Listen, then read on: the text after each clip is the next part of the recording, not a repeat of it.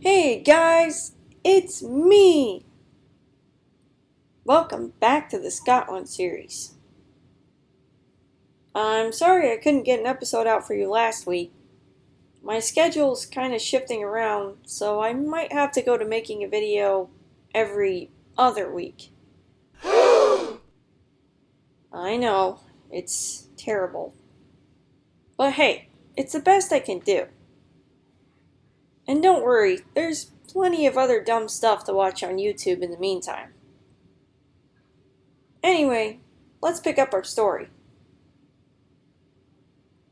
The efforts of King Edward's sheriffs and barons to stop the Scottish resistance were proving very ineffective. In fact, things were only growing worse. In the south, particularly, Wallace's following continued to grow. He was no longer a leader of only commoners, for now the Lord William Douglas had thrown in his lot with the Patriots. Douglas was that brave defender of Berwick during King Edward's horrible sack of that town in 1296, you might remember. He had escaped the slaughter of that day and was locked away in a tower within the town, until at last he signed over allegiance to King Edward. It was not an allegiance of heart, you may be sure, and it did not warm Douglas's sentiments at all when Edward stole away a portion of Douglas's lands and gave them to one of his sworn enemies, the Earl of Angus. When Edward furthermore tried to call him away to do battle with the French, Douglas decided to bear these indignities no further. He drew his sword in the camp of Wallace instead.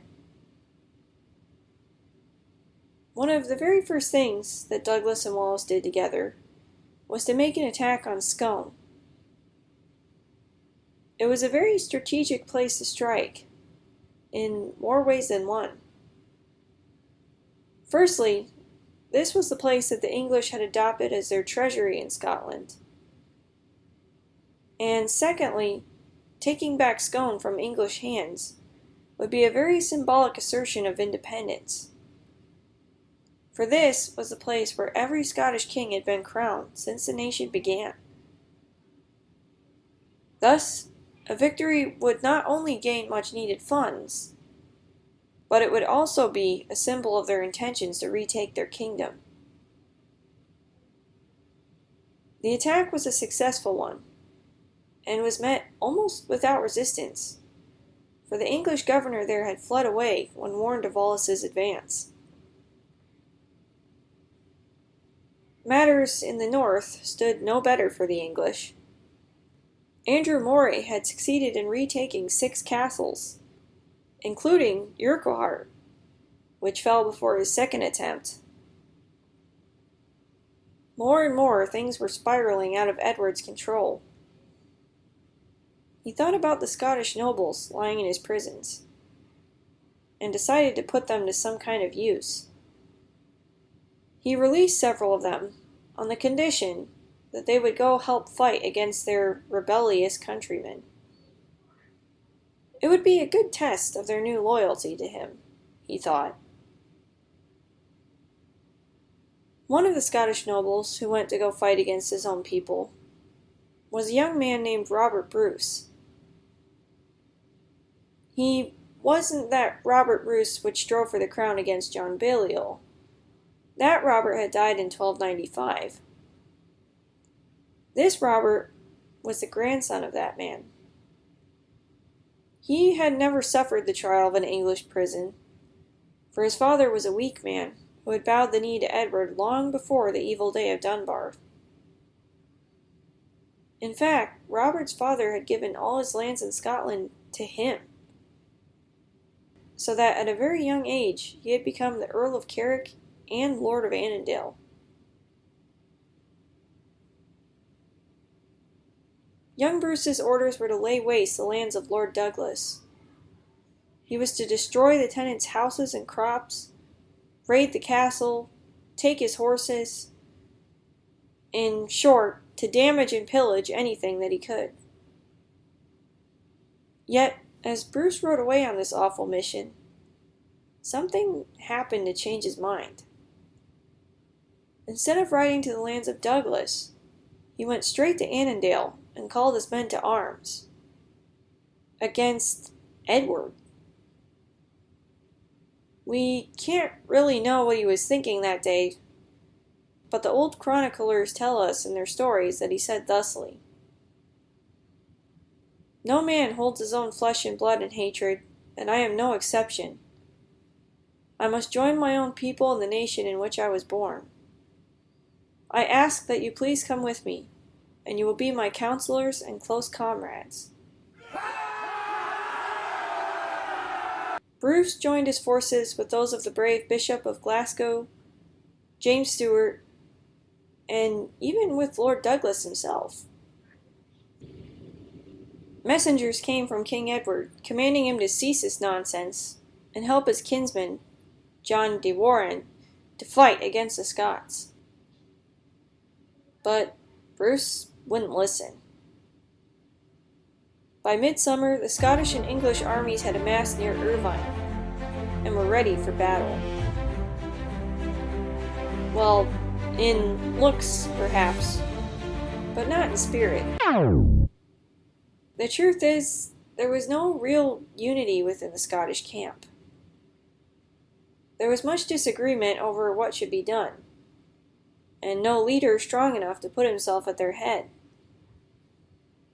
The stories tell us that one of the Scottish knights grew so frustrated that he declared there was no safety in a force divided against itself, and so went over to the English. Sadly, several of the nobles followed him, including Bruce, Lord Douglas, and even the Bishop of Glasgow. They humbled themselves before the English king and swore anew their peace. But there was no peace for Andrew Moray. He had begun without the nobles' help, and he would continue whatever the consequence. He slipped back into the woodlands and went to find Wallace. Henry Percy and Robert Clifford started their journey back homeward to England. Their mission was done, and peace was restored. So they thought. But they failed to account for those who had not put their names to the capitulation of Irvine. Suddenly, their quiet return was changed into a terrible nightmare.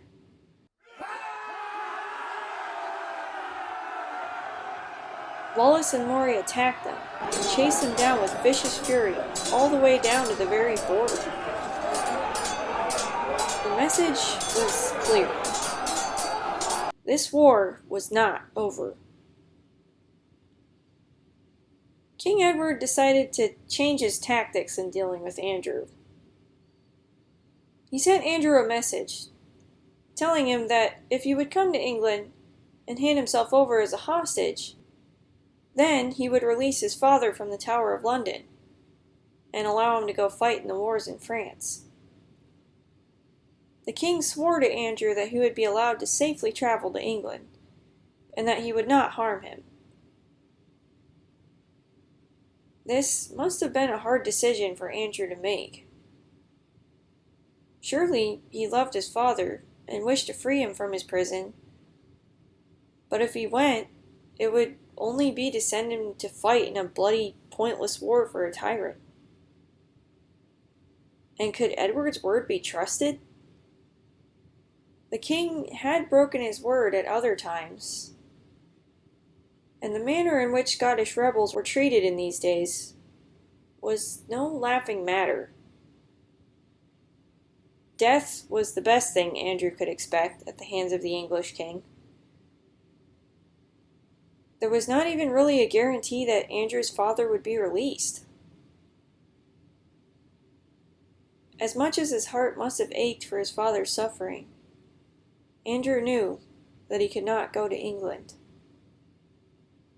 Edward's message went unanswered.